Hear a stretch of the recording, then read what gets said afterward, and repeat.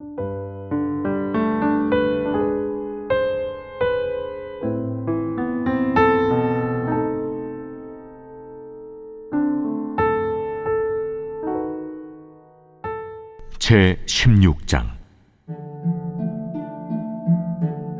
욥이 대답하여 이르되, 이런 말은 내가 많이 들었나니 너희는 다 재난을 주는 위로자들이로구나. 헛된 말이 어찌 끝이 있으랴. 네가 무엇에 자극을 받아 이같이 대답하는가? 나도 너희처럼 말할 수 있나니 가령 너희 마음이 내 마음 자리에 있다 하자. 나도 그럴듯한 말로 너희를 치며 너희를 향하여 머리를 흔들 수 있느니라. 그래도 입으로 너희를 강하게 하며 입술의 위로로 너희의 근심을 풀었으리라. 내가 말하여도 내 근심이 풀리지 아니하고 잠잠하여도 내 아픔이 줄어들지 않으리라. 이제 주께서 나를 피로하게 하시고 나의 온 집안을 패망하게 하셨나이다. 주께서 나를 시들게 하셨으니 이는 나를 향하여 증거를 삼으심이라. 나의 파리한 모습이 일어나서 대면하여 내 앞에서 증언하리이다. 그는 진노하사 나를 찢고 적대시하시며 나를 향하여 이를 갈고 원수가 되어 날카로운 눈초리로 나를 보시고 무리들은 나를 향하여 입을 크게 벌리며 나를 모욕하여 뺨을 치며 함께 모여 나를 대적하는구나. 하나님이 나를 악인에게 넘기시며 행악자의 손에 던지셨구나. 내가 평안하더니 그가 나를 꺾으시며 내 목을 잡아 나를 부셔뜨리시며 나를 세워 관역을 삼으시고 그의 화살들이 사방에서 날아와 사정없이 나를 쏘므로 그는 내 콩팥들을 꿰뚫고 그는 내 쓸개가 땅에 흘러나오게 하시는구나. 그가 나를 치고 다시 치며 용사같이 내게 달려드시니 내가 굵은 배를 꿰매어 내 피부에 덮고 내 뿔을 티끌에 더럽혔구나. 내 얼굴은 울음으로 붉었고 내 눈꺼풀에는 죽음의 그늘이 있구나. 그러나 내 손에는 포악이 없고 나의 기도는 정결하니라. 땅아, 내 피를 가리지 말라. 나의 부르짖음이 쉴 자리를 잡지 못하게 하라.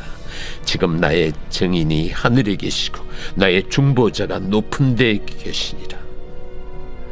나의 친구는 나를 조롱하고 내 눈은 하나님을 향하여 눈물을 흘리니 사람과 하나님 사이에와 인자와 그 이웃 사이에 중재하시기를 원하노니 수년이 지나면 나는 돌아오지 못할 길로 갈 것임이니라.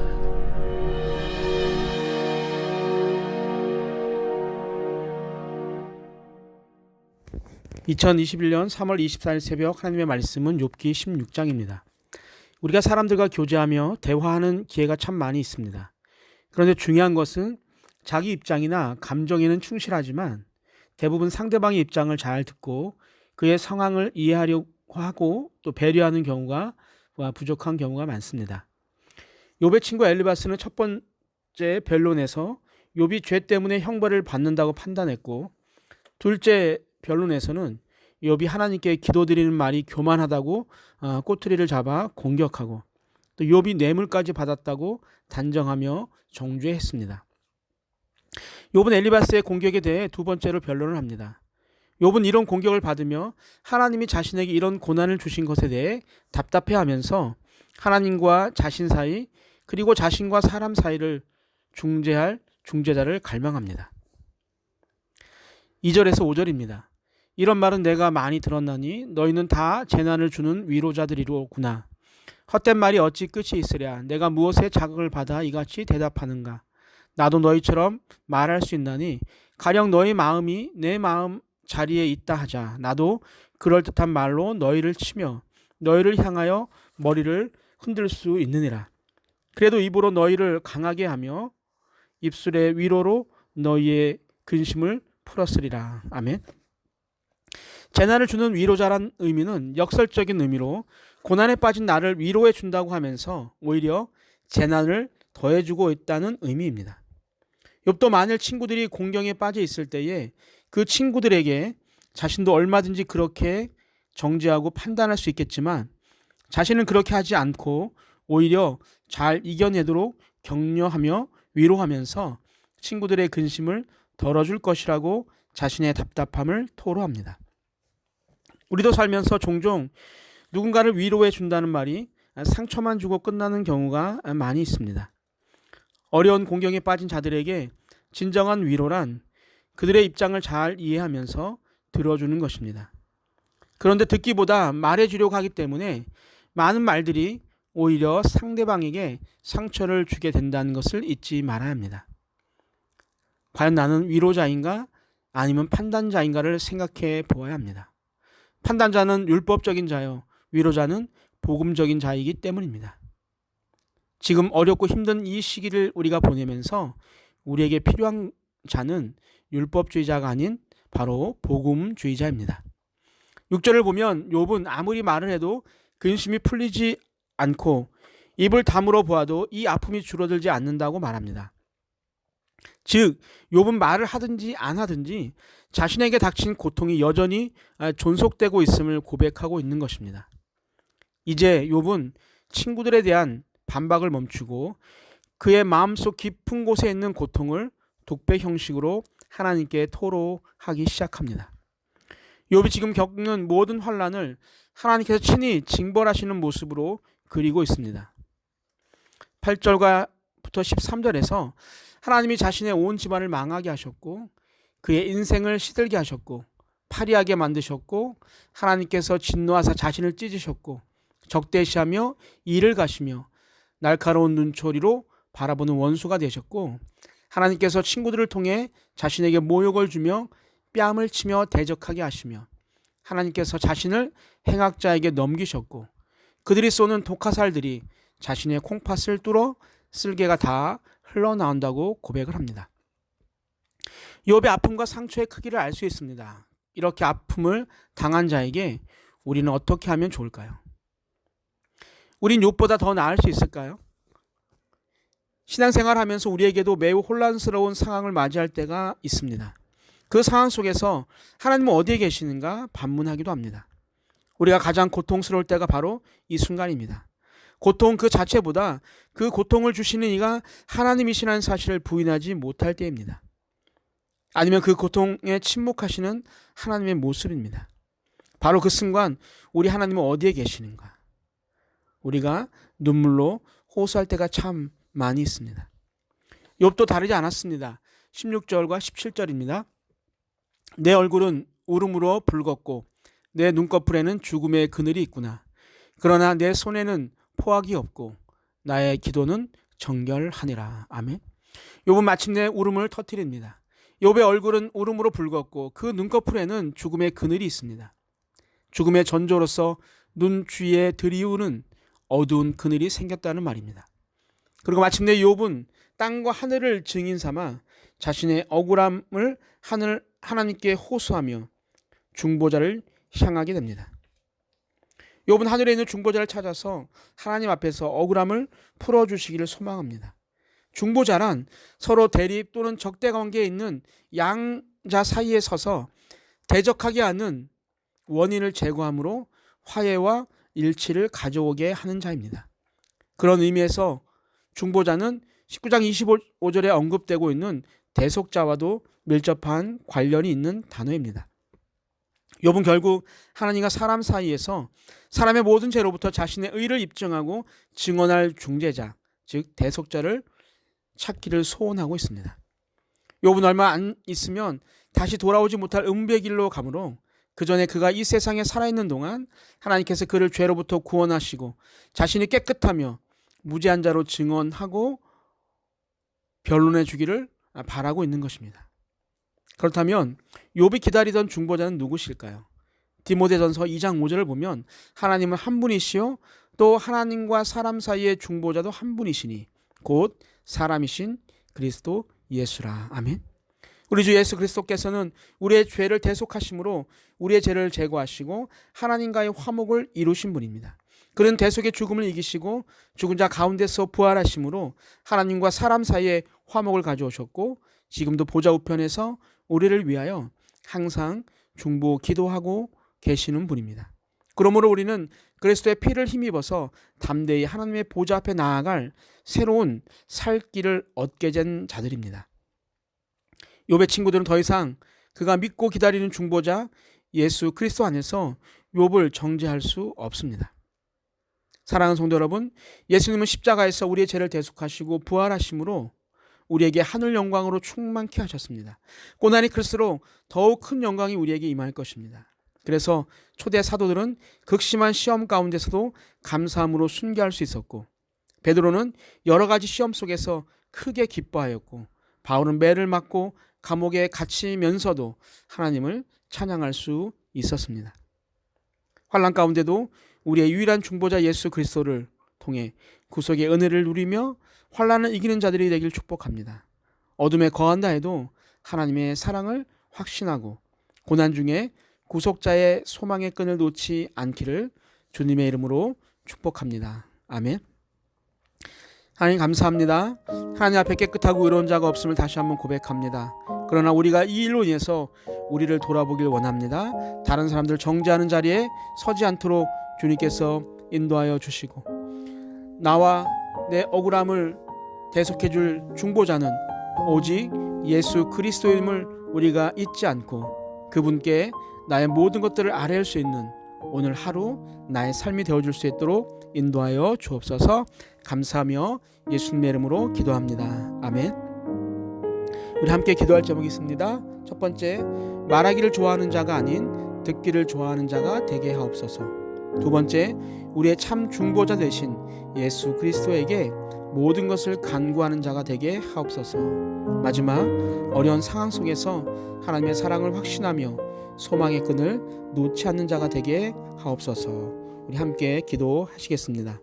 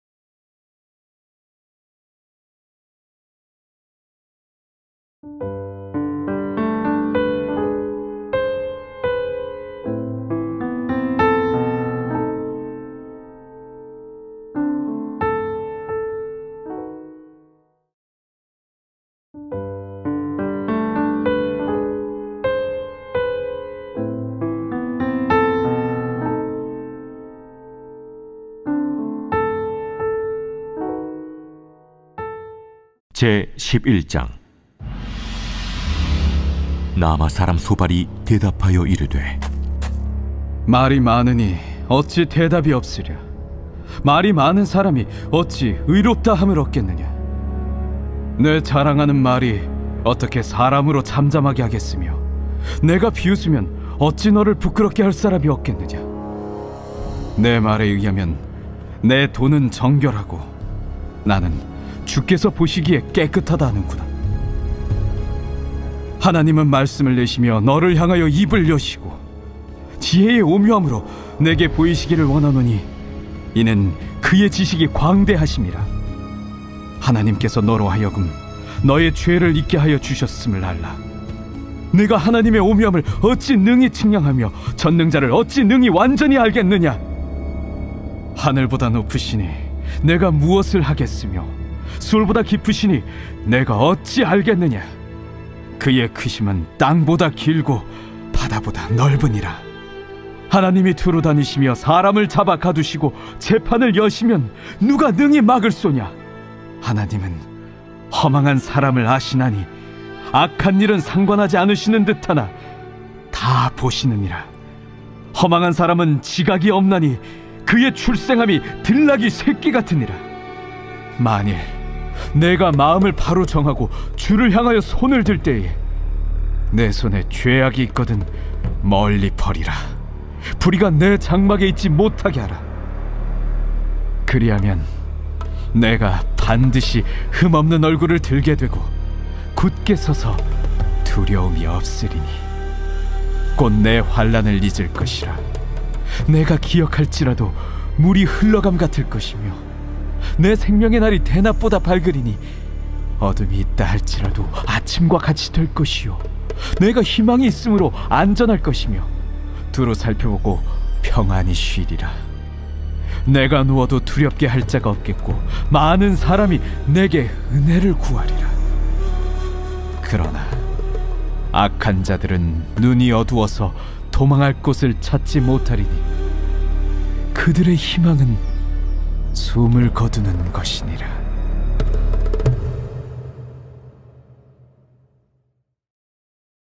(2021년 3월 17일) 새벽 하나님의 말씀은 욥기 11장입니다. 우리가 종종 친구나 가까운 사람들을 위하여 말한다고 하는 것들이 오히려 상처를 주기도 합니다. 욥이 지금 말로 표현하기 어려운 고통 속에 빠져 있는데 그 어려움에 대해 분석하거나 또한 그 결과로 판단하거나 정죄하려고 하는 것은 욥을 사랑하는 것이 아니라 욥을 죽이는 일입니다. 먼저 해야 할 것은 욥에게 소망을 주고 살리는 일임을 우리가 잊지 않아야 합니다. 욥을 위문하러 찾아온 친구들은 모두 욥이 겪는 재앙의 원인들에 집중합니다. 욥이 무엇인가 죄를 지었기 때문이라고 간주하며 회개를 촉구하는 말들로 욥은 고통으로부터 소망과 위로보다 오히려 율법적 정죄에 짓눌려 살아갈 힘조차 상실하게 되었습니다. 오늘은 욥의 친구 소발의 변론입니다. 소발은 다른 친구들에 비해 나이가 어린 것으로 추정되지만 그의 말은 다른 친구들이나 별반 다르지 않습니다. 2절부터 4절입니다. 말이 많으니 어찌 대답이 없으랴. 말이 많은 사람이 어찌 의롭다함을 얻겠느냐. 내 자랑하는 말이 어떻게 사람으로 잠잠하게 하겠으며 내가 비웃으면 어찌 너를 부끄럽게 할 사람이 없겠느냐. 내 말에 의하면 내 돈은 정결하고 나는 주께서 보시기에 깨끗하다 하는구나. 아멘. 말이 많은 사람이 어찌 의롭다함을 얻겠느냐라는 말은 욥이 엘리바스나 빌닷의 정죄와 판단에 대응하여 자기의 심정을 말한 것에 대한 소발의 평가입니다. 그런데 지금 문제는 누가 말을 많이 하고 누가 쉽게 하나님의 이름으로 판단하고 정죄하였는가 하는 것입니다. 욥기서를 읽으신 분들은 알겠지만 욥보다는 친구들이 더 많은 말을 하고 있는 것을 알게 됩니다. 친구의 아픔에 너무 쉽게 말하고 함부로 정죄한 자들이 그들이었고, 이제 그에 대해 자신을 변론하려고 한 말들을 꼬투리 잡아서 다시 욥의 입술에 재갈을 물리려고 하는 모습입니다. 말은 그 사람의 인격을 드러낸다고 합니다. 그들의 언어 속에는 전혀 욥에 대한 진정성 있는 사랑의 모습을 볼 수 없습니다. 말수를 줄임으로 실수를 줄이는 것도 지혜이지만 그 말 속에 지긋한 사랑을 담는 것이 더욱 중요합니다. 말하기 힘들 때면 오히려 고통의 소리를 들어주는 것이 훨씬 더 유익한 때가 있습니다. 오늘 욥의 상태가 바로 그런 상태입니다. 소발은 7절부터 9절에서 하나님의 지혜를 예찬하면서 내가 어떻게 그 지혜를 알 수 있다고 감히 하나님 앞에서 너의 죄 없음을 주장하느냐고 욥을 질책합니다. 즉 하나님의 지혜는 공의의 심판으로 나아간다는 주장입니다. 사실 하나님의 지혜에 대한 소발의 말은 조금도 틀리지 않습니다. 그런데 하나님에 대한 부분적 인식으로 욥을 계속해서 정죄하고 판단하는 일에 하나님의 지혜가 향한다고 주장하는 것이 문제입니다. 소발이 알고 있는 것은 부분적 진리입니다. 하나님의 지혜는 공의로운 심판을 향하지만 그 심판 가운데서도 긍휼과 자비로 구원하심을 향하고 있음을 그가 간과하고 있는 것입니다. 이 속성을 제하고 공의만을 주장한다면 이는 유대적 율법주의에 매이게 되는 것입니다. 소발의 말은 이제 욥이 회개하면 하나님께서 그를 회복해 주실 것이라고 소망을 향하고 있어요. 여러분, 회개는 우리의 신앙생활에 아주 중요합니다. 하나님의 은혜의 관문임에는 틀림이 없어요. 그렇다면 먼저 소발이 촉구하는 회개는 무엇인지 살펴보겠습니다. 소발이 말하는 회개는 4단계입니다. 13절과 14절입니다. 만일 내가 마음을 바로 정하고 주를 향하여 손을 들 때에 내 손이 죄악이 있거든 멀리 버리라. 불의가 내 장막에 있지 못하게 하라. 아멘. 소발이 촉구하는 회개의 첫 번째는 마음을 바로 정하는 거예요. 두 번째는 주를 향하여 손을 들어 간구하는 것이고, 세 번째는 손에 죄악이 있거든 버리고, 마지막 네 번째 불의가 자기 장막에 거하지 못하게 하는 것입니다. 이렇게 회개의 조건을 이야기한 소발이 15절부터 19절에서는 그렇게 회개를 했을 때 그 회개에 따르는 회복의 은혜와 복을 말하고 있습니다. 첫 번째가 환난을 잊게 된다는 것이고, 두 번째 생명의 날이 대낮처럼 밝게 찾아온다는 것이고, 세 번째 희망과 안전이 임하는 것이고, 마지막 평안할 것이라는 겁니다. 이 말도 부분적으로 옳습니다. 회개는 정말 중요하며 은혜와 복으로 들어가는 관문입니다. 그러나 이 점에서도 우리가 간과해서는 안 될 것이 있는데, 우리의 행위가 근거가 되어서 은혜가 임하는 것이 아니라는 것입니다. 즉 하나님의 은혜는 우리의 행위를 조건으로 임하는 것이 아니라 무조건적으로 임한다는 사실입니다. 하나님께서 우리에게 조건 없이 보내주신 분이 있죠. 그분이 육체를 입으시고 오신 예수 그리스도입니다. 우리가 그리스도를 찾는 것이 아니라 하나님께서 약속하신 그리스도를 참빛으로 우리에게 보내주신 것입니다. 그러므로 하나님의 은혜가 우선입니다. 회개를 조건으로 이런 은혜와 복을 주시는 하나님이 아니십니다. 하나님의 은혜와 사랑이 먼저 죄인들에게 임하는 것이며 그리스도를 영접하는 것도 하나님의 은혜입니다. 바로 은혜 아래 거하는 자들을 위해 회복의 복이 임하는 것이기에 중요한 것은 하나님의 은혜의 중심의 삶을 살아가는 것입니다. 그러므로 우리는 우리 자신을 잘 살피면서 오늘도 우리를 긍휼히 여기시고 자비와 은혜를 내려주시는 하나님께 감사함으로 나아가야 합니다. 더불어 그 은혜가 헛되지 않도록 우리의 더럽고 불결한 죄악을 정결하게 씻고 또 씻어 그 은혜에 보답하는 삶으로 나아가야 합니다. 오늘도 미천한 자에게도 은혜 베푸시기를 기뻐하시는 하나님께 감사와 찬송과 영광을 올려드립니다. 나아가서 그 은혜에 보답하는 삶으로 나아가며 더러움을 씻고 성령의 능력을 받아서 오늘도 삶의 현장에서 여러분의 삶이 승리의 삶으로 이어지기를 주님의 이름으로 축복합니다. 아멘. 사랑과 은혜가 많으신 하나님 아버지 감사합니다. 오늘도 우리가 주님의 말씀을 들을 수 있는 것은 하나님께서 우리에게 주신 크신 은혜임을 잊지 않도록 주님 우리를 붙잡아 주시길 소망합니다. 우리가 무엇을 해서 우리를 사랑하신 것이 아니라 우리가 아무것도 한 것이 없지만 하나님께서 우리를 선택하여 주셔서 우리를 사랑하여 주시고 우리를 주님의 은혜 가운데 품어 주신다는 것을 잊지 않고 오늘도 하나님의 은혜 가운데서 우리의 삶이 하나님을 향하는 복된 삶이 되어줄 수 있도록 하나님 지켜주시고 인도하여 주옵소서. 감사하며 예수님의 이름으로 기도하옵나이다. 아멘. 우리 함께 기도할 제목이 있습니다. 첫 번째, 아무런 조건 없이 나를 택하시고 자녀 삼아주신 하나님의 은혜에 감사하는 자가 되게 하옵소서. 두 번째, 하나님의 은혜가 우리의 행위를 조건으로 임하는 것이 아닌 무조건적으로 임하는 것임을 깨닫게 하여 주옵소서. 마지막, 산돌교회 환우들이 빠르게 회복되어서 건강함으로 하나님을 찬양하고 예배하게 하여 주옵소서. 함께 기도하시겠습니다.